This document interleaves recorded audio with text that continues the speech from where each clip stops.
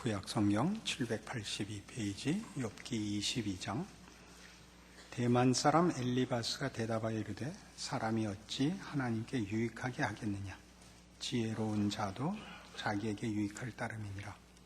네가 의로운들 전능자에게 무슨 기쁨이 있겠으며 네 행위가 온전한들 그에게 무슨 이익이 되겠느냐.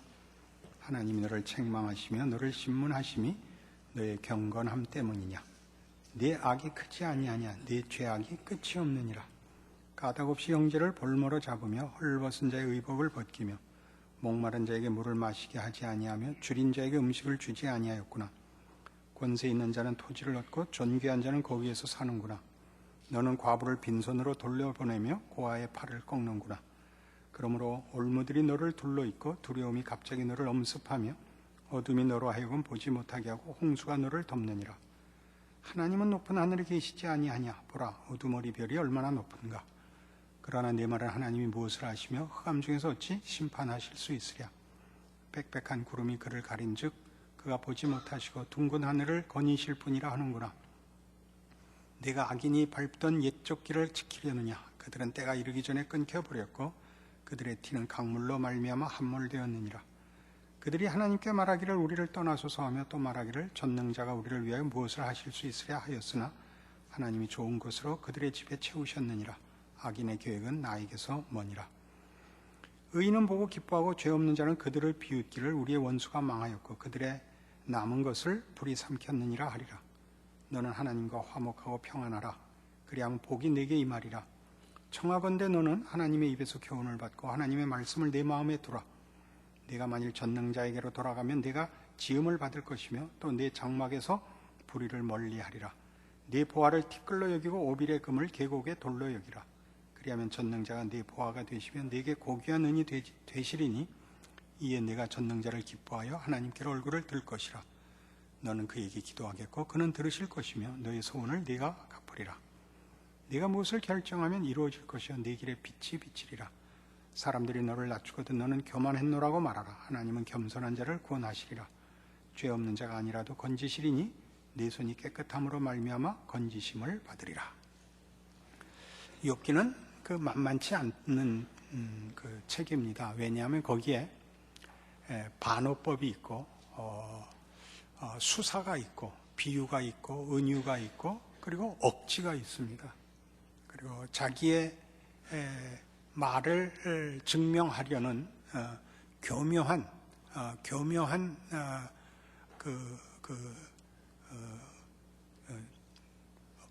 정죄도 있습니다.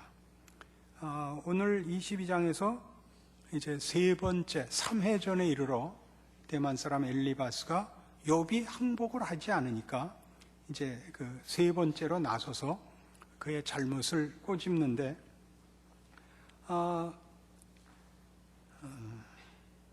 그 4절에 보시듯이 하나님이 너를 책망하시며 너를 신문하심이 너의 경건함 때문이냐. 네가 잘했는데 하나님이 벌을 주시겠느냐. 벌을 받았으면 지금 벌이라는 것은 사실 모호한 것입니다. 욥이 당하는 고난이죠. 이걸 보면 네가 틀림없이 뭔가 잘못했을 것 아니냐. 그래서 그 다음 말해서 그 억지가 나옵니다. 까닭없이 6절 까닭없이 형제를 볼모로 잡으며 헐벗은 자의 의복을 벗기며 목마른 자에게 물을 마시게 하지 아니하며 줄인 자에게 음식을 주지 아니하였구나. 이거 실제 상황이 아니라 이랬을 것이다. 이 중에 하나를 내가 범했을 것이다. 왜냐하면 자기의 주장을 고집하려면 욥이 정당하고 불의한 일이 없는데 고난을 받는 건 있을 수 없으니까, 그리고 하나님이 틀렸을 리가 없으니까 욥에게 무언가 잘못이 있었을 거다 그거죠. 그게 거기 나열됩니다. 9절 너는 과부를 빈손으로 돌려보내며 고아의 팔을 꺾는구나. 이런 것 우리 한국 속담에는 이런 게 있죠. 털어서 먼지 안 나는 사람 없다. 저는 안 납니다. 털면 피가 나지. 말하자면 그런 식의 싸움입니다. 털어서 먼지 안 나는 사람 있냐? 그 얘기에 해당할 겁니다. 왜 그렇게 됐죠? 잡으려니까, 자기 말을 증명하려니까. 그래서 23절 이하에 21절부터 그렇죠. 너는 하나님과 화목하고 평안하라. 그리하면 복이 내게 임하리라. 그러니까 하나님께 순종하면 모든 것이 해결될 것이다. 고집 그만 부려라. 이런 거죠. 그래서 29절 사람들이 너를 낮추거든, 사람들이 아니고 자기죠. 내가 너를 꾸짖거든 이유가 있을 것 아니냐? 너는 교만했노라고 말하라. 이거죠. 하나님은 겸손한 자를 구원하시리라. 이게 욥기의 큰 주제입니다. 이 말이 맞는 말인데 욥에게 해당이 되지 않습니다. 우리 이미 지나온 내용이지만 하나님은 신명기적이지만은 않고 시편 103편에서 본 바와 같이 그는 자비롭고 은혜롭고 노하기를 더디하고 인자와 긍휼이 많으신 하나님이십니다. 이 욥기가 그 일을, 그러니까 다른 구약의 어떤 내용들 전부를 합친 것과 맞대결을 할 만큼 자기의 자리, 균형을 맞춰야 되기 때문에 우리가 얼핏 보기에는 사설 같아 보이는 많은 이야기들이 여기 사실은 시적으로, 그리고 어느 단어 하나나 버릴 수 없게. 왜 버릴 수 없냐 하면 그게 다 맞는 말인데 올무가 되고 고소가 되고 가시가 되어서 우리를 찢고 우리를 넘어뜨리는 말들로 등장할 수 있다는 걸 보여주기 위해서 이 욥기에 이런 말들이 반복적으로 계속됩니다. 어려워 보신 분들, 어려워 보지 않은 사람이 어디 있겠습니까? 어려워 보면 맨 처음 생각나는 게 뭐겠습니까? 내가 무엇을 잘못했기에. 이 생각이 드는 것은 인간의 본성 속에 있는 하나의 양심입니다. 그래서 교회 안에는 사실 그 양심에 성경의 하나님, 창조주요 생사화복을 주관하시는 하나님, 심판의 하나님이라는 거대한 진리가 이렇게 맞물려 가지고 일반인들이 생각하는 막연한 정죄감보다 훨씬 깊은 두려움을 자아내게 마련입니다. 정당한 것과 정당치 않은 것이 있습니다. 예를 들면 우리가 교회 안에서 신앙생활을 하면 누구나 이 두 가지 어떤 원칙에 서 있는데, 하나는 기독교 신앙이란 절대적 규칙을 지키는 것이라 하는 생각입니다. 절대적 규칙. 대표적으로 10계명을 생각해 보십시다. 이걸 다 지켜야 된다. 이거 여기서 틀리면 안 된다. 또는 원수를 사랑하라. 두 보롯을 가진 자는 하나 나눠줘라. 이런 것을 절대적 기준으로 삼아서 잘했다 못했다로 기독교 신앙을 자기에게 하나의 중요한 그 기준으로 삼는 방법입니다. 자신에게도 엄격하고 예수를 믿는다 그러면 일반인에게는 할 수 없지만 예수 믿는 사람이라면 이 절대 규칙을 일단 지켜야 된다. 노력해야 된다. 잘못했으면 잘못했다 그래야 된다 라는 주장이 하나 있고, 또 하나는 진실된 존재가 되어야 된다 라는 주장이 있습니다.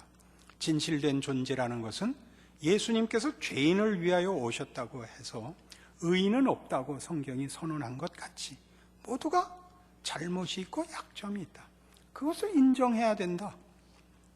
잘못했다 그러고 부족하다 그러고 연약하다 그래가지고 겸손하고 자신의 약점을 돌아보고 무릎을 꿇는 자세를 가져야 된다. 이 둘이 타협점이 없죠. 그걸 타협을 시키면, 균형을 잡으려면 틀림없이 자기 좋게 쓸 겁니다. 남에게 쓸 때는 전자를 써서 엄격한 기준을 들이댈 것이요, 자기에게는 후자를 들이대갖고 잘못했지만 난 잘못을 인정하고 회개한다, 이렇게 끝나버리는, 자기를 용서하고 책임을 면하는 데 자기를 쓸 겁니다. 근데 이 둘은 분명히 성경 안에 동일하게 주장되는 내용이죠. 하나님의 거룩하심의 부름과 인간의 한계, 구세주가 필요한, 용서와 구원이 필요한 죄인된 인간이라는 것은 성경에 분명하게 동등하게 제시되고 동등한 현실이고 동등한 요구입니다. 그런데 이 둘이 얼마나 어느 것이 옳고 어느 것이 틀리며 둘을 어떻게 균형 있게 잡아야 하느냐 하는 것보다 사실은 더 우선적으로 알아야 하는 것이 죄가 무엇이냐 하는 것입니다. 죄란 무엇일까요? 욥기에서의 죄는 하나님을 인격으로 이해하지 않고 법칙으로 이해하는 것이었습니다. 우리 이미 다 지나온 얘기인데, 그러니까 죄란 형태를 가지지도 또는 어떤 규칙을 가지지도 않고 죄는 하나님으로부터 멀어지게 하는 경향입니다. 경향. 그러니까 바울에 의하면, 바울이 로마서 7장에서 오라 나는 곤고한 사람이로다 이 사망의 몸에서 누가 나를 건져내랴 라는 그 비명은 스스로가 경험한 것으로 우리가 이해하고 있습니다. 학자들의 이해이지요. 왜냐하면 우리 지난주에 설교한 바와 같이 그가 살기가 등등하여 다메섹으로 가다 예수를 만나는 것입니다. 본인이 찾아간 것이 아니요 예수께서 그 앞을 가로막아서는 것이죠. 그가 빌립보서 3장에서 주장하는 자신의 그 과거는 율법으로는 흠이 없는 자였습니다. 십계명을 포함하여.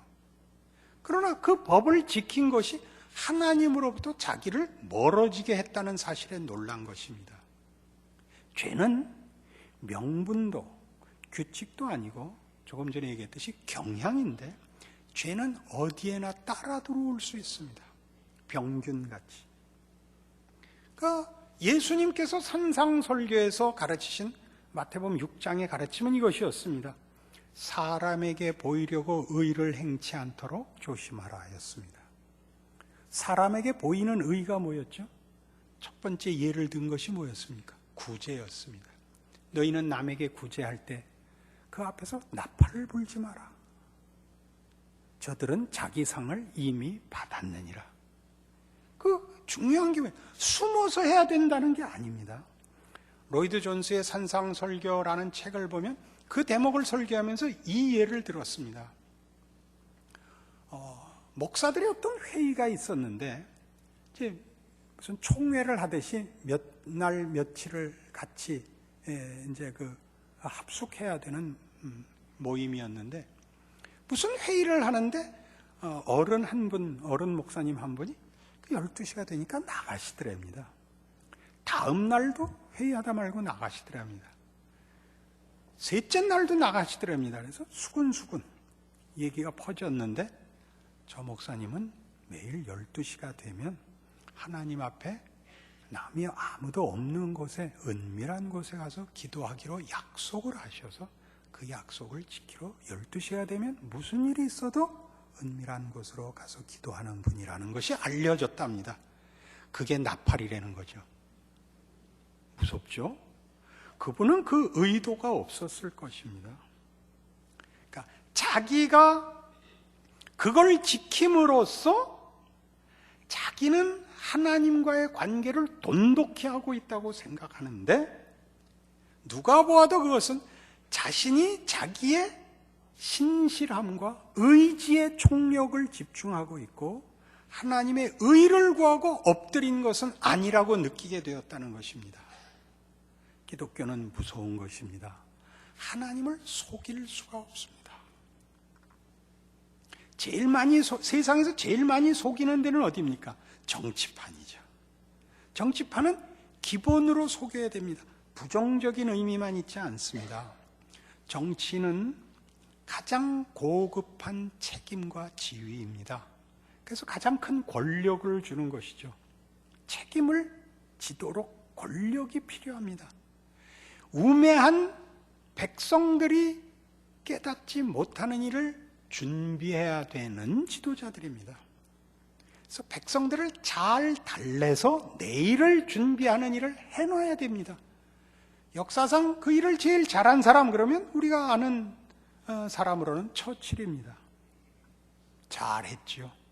능글맞고 그 반대편 당원이 처칠을 비웃기를 내가 당신 부인이라면 당신 마시는 차에 독을 넣겠소. 그러자 처칠이 이렇게 받았다지요. 당신이 내 부인이면 기꺼이 그 차를 마시겠수다. 이게 지도자의 기름진 실력이어야 되는 것입니다. 매일 이기고 있다고 그러죠. 매일 이기고 있다고. 독일과 싸우는데 매일 이기고 있다고. 그래서 결국 이겼죠. 그 2차 대전사를 보시면 그 피해는 엄청났습니다. 그러나 그거를 처칠이 진실하게 울고 회개하고 그랬으면 망했을 겁니다. 그거는 속이는 것인데 필요한 실력이지요.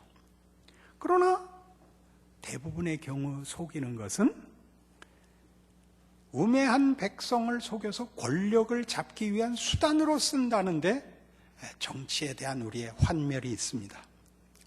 이거 조심해야 되는 겁니다. 그것과 진짜 실력을 구별해내야 됩니다. 여러분 이렇게 얼굴을 보니까 이렇게 묻고 싶죠. 그러니까 누굴 뽑으라는 거예요? 저를 뽑으셔야죠. 누굴 뽑겠어요?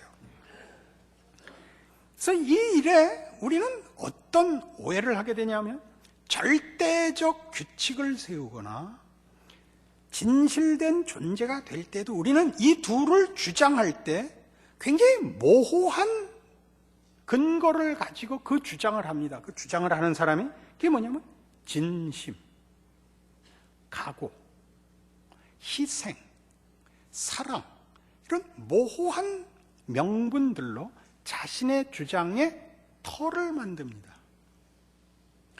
기독교인이라면 이런 정도의 기준은 넘어서야지. 그래야 그게 진실된 거 아니야? 동일하게 예수 믿는 사람이라면 솔직하게 자기의 죄를 고백하고 무릎 꿇어야지. 그게 진실된 거 아니야?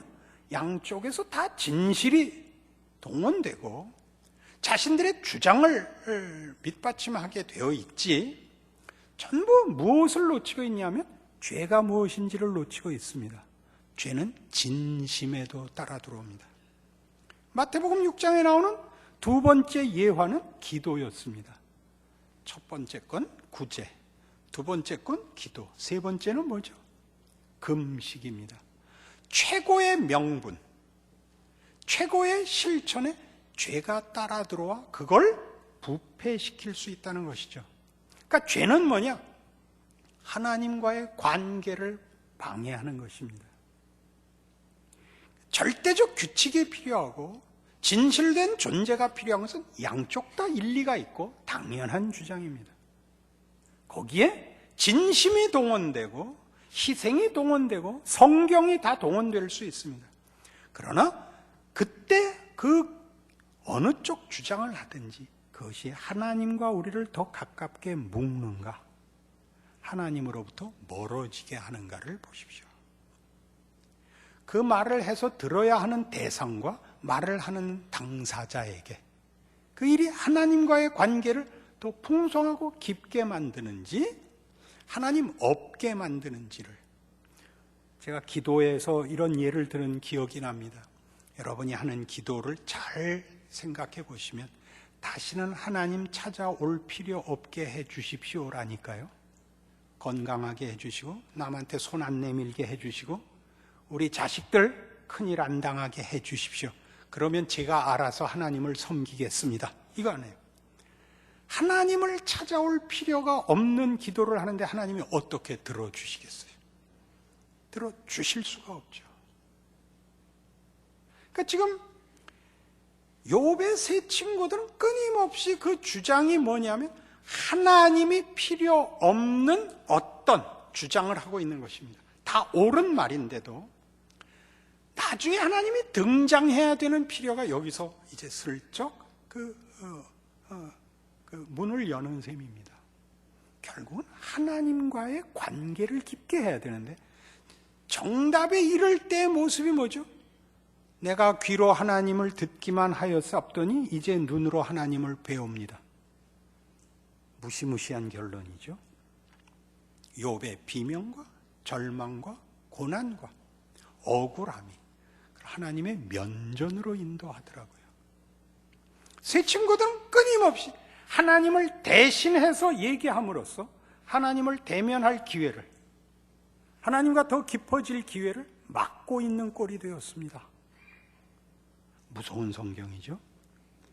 그러니까 우리가 스스로를 자책해서 책임을 면하는 때가 있습니다. 책임이란 뭐죠? 하나님 앞에 가야 되는 것을 이걸로 면합니다.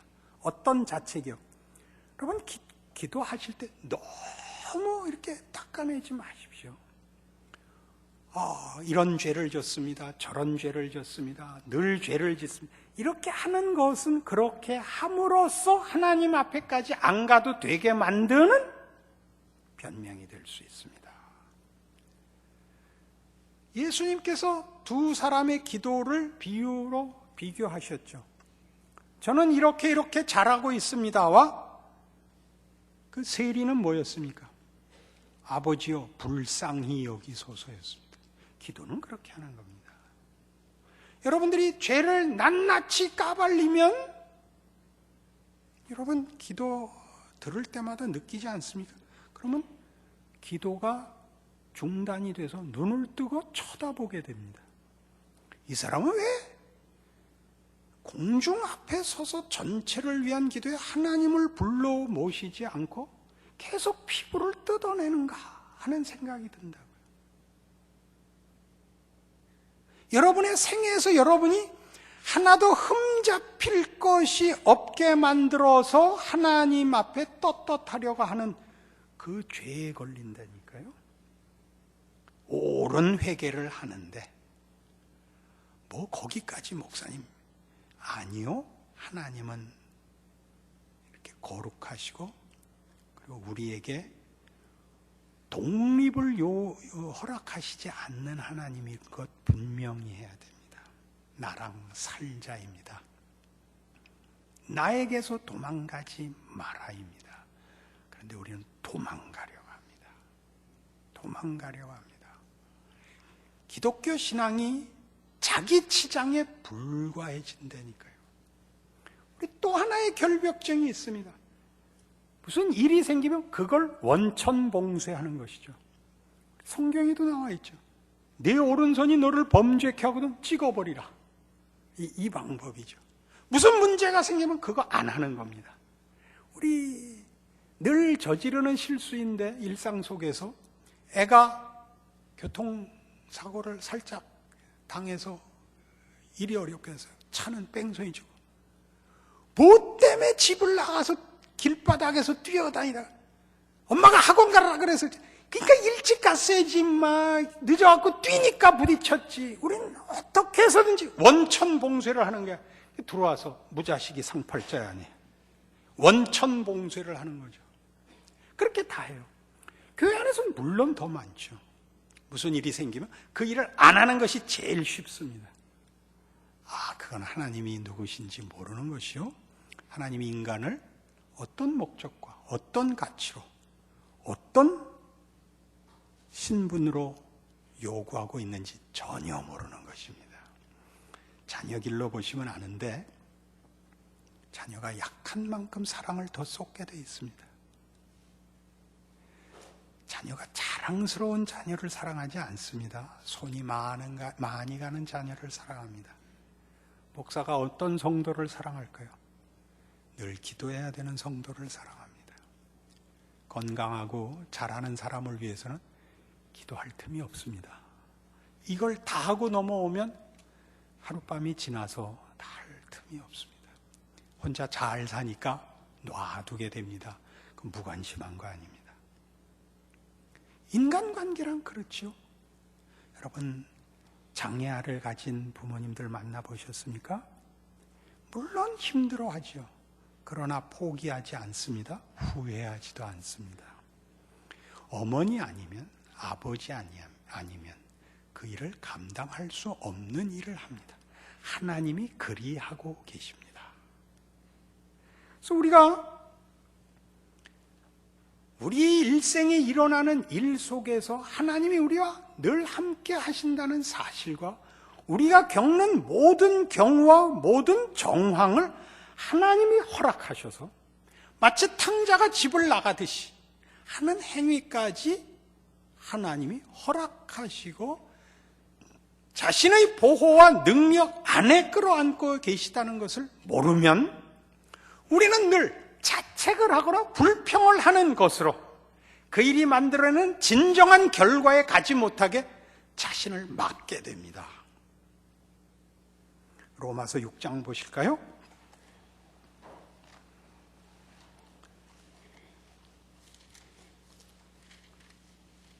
이 로마서 6장에는 이런 무시무시한 말씀이 있는데 3절 무릇 그리스도 예수와 합하여 세례를 받은 우리는 그의 죽으심과 합하여 세례를 받은 줄을 알지 못하느냐?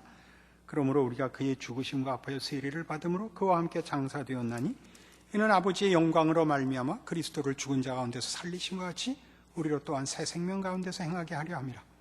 만일 우리가 그의 죽으심과 같은 모양으로 연합한 자가 되었으면 또한 그의 부활과 같은 모양으로 연합한 자도 되리라. 우리가 알거니와 우리의 옛사람이 예수와 함께 십자가에 못 박힌 것은 죄의 몸이 죽어 다시는 우리가 죄에게 종노릇하지 아니하려 함이니 이는 죽은 자가 죄에서 벗어나 의롭다 하심을 얻었습니다. 만일 우리가 그리스도와 함께 죽었으면 또한 그와 함께 살 줄을 믿노니 이는 그리스도께서 죽은 자 가운데서 살아나셨으며 다시 죽지 아니하시고 사망이 다시 그를 주장하지 못할 줄을 알미로라. 로마서 6장은 예수로 말미암아 모든 예수를 믿는 하나님의 백성들이 그리스도와 연합되어 있다라는 얘기를 하고 있습니다. 그리스도와 연합되어 있다는 것이 무슨 뜻인가? 뜻밖의 이제 성화를 논하는 신학적인 논쟁에서 각 교파들이 성화를 이해하는 그 방식이 좀 다릅니다. 성화를 헌신으로, 거룩으로, 어떤 능력으로, 감동으로, 그리고 결국은 도덕적, 영적 성숙으로 설명하는 데 비해서 저희가 속한 개혁주의에서는 뜻밖의 그것을 그리스도와의 연합이라 그렇게 풉니다. 바로 이 로마서 6장을 가지고. 그럼 여러분 생각에 성화를 논하면서 개혁주의가 성화를 그리스도와의 연합이라고 정의를 내리면 그리스도와 연합된 자로서의 어떤 자격, 수준을 금방 머리에 떠올릴 것 아닙니까? 그러나 우리가 살면서 확인하는 것은 우리의 아직 완성되지 않은, 우리의 아직도 부족한 현실로 인해서 우리가 저지르는 실패와 실수와 엎어짐에 예수님이 당신을 묶으셨다는 사실을 가리킵니다. 성화란 나아지고 안 나아지고 보다 더 크게 이제는 우리가 혼자가 아니라고 보는 것이 개혁주의의 성화관입니다. 한번 하나님의 자녀로 부르심을 받으면 그가 믿어 하나님의 자녀가 된 그 순간부터 하나님의 백성은 혼자가 아니랍니다. 그래서 예수께서 어디에 붙들려 오시느냐 하면 우리의 아까 예를 든 것 같은 어떤 기만, 어떤 왜곡, 어떤 배신, 어떤 분노에까지 어느 순간 어느 경우에도 당신이 우리를 당신에게서 분리시키는 적이 없다는 것입니다.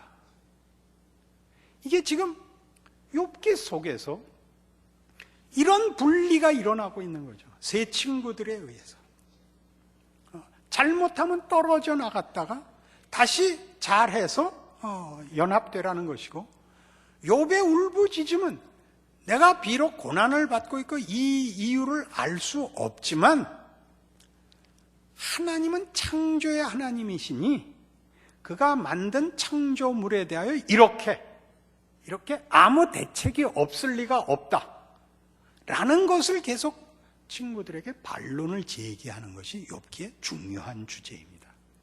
나는 하나님이 내게 왜 이러시는지 알 수가 없다. 내가 알고 있고 너희들이 나에게 권면하는 내용을 나도 안다. 근데 그것으로는 답이 되지 않는다. 하나님은 창조주시니까 당신의 창조를 해놓고 실패할 리가 없다. 그렇다면 내가 당하고 있는 건 뭐냐? 내가 죽음을 요구하고 있는데 죽어 없어지는 것이 끝이라면 하나님이 창조주로서의 실력이 부족하다는 뜻 아니냐? 내가 당하는 이 고난과 이해할 수 없는 이 현실까지 하나님이 쌓아안고 있지 않다면, 나를 놓지 않고 있다면 그 하나님, 그렇게 해서 만나시는 하나님, 그 어두움과 고난과 절망에서도 하나님이신 하나님의 신비를 알고 싶다. 이게 이제 대주제로 부각되는 것입니다. 그래서 하나님은 뭘 하실까요? 우리가 잠시 받는 고난이 영원한 영광에 중한 것을 만든다. 사실입니다. 여러분은 잘했을 때보다 못했을 때 더 많이 깨닫습니다. 안 그렇습니까? 일부러 그러니까 죄를 짓자는 얘기냐? 그건 아니다. 그게 로마서 6장 1절 아닙니까? 그런즉 우리가 무슨 말을 하리요? 은혜를 더하게 하려고 죄 거하겠느냐? 그 말입니다. 죄 지으면 은혜를 더 준다는 말 아니다. 죄란 뭐냐? 하나님과 분리되는 거다. 네가 잘못할 때도 하나님이 너를 놓지 않는다. 너는 포기되지 않는 존재가 되어 있다. 그리스도와 묶여 있고 죽음에서도 승리케 하실 거다. 그거 알고 네 인생과 내가 살아가는 현실 속에서 하나님의 일하심을 든든히 믿고 이겨라. 이겨라는 절대 기준을 만족시켜라. 진실되라. 이런 것보다 다른 차원의 답이지요. 뭘 믿으라는 거예요? 우리의 연약함과 하나님의 신비함이 승리로 종합되는 하나님의 기적을 믿어라. 그 신실함을 믿어라 이거죠. 그것이 어떤 때는 절대적인 규칙으로 당연한 명분으로 선언되어야 할 것입니다. 어떤 때는 진실된 고백과 회개로 고백되어야 할 것입니다. 어느 경우에나 하나님 앞으로 한 걸음 더 라는 성경적인 권면 위에서 말입니다.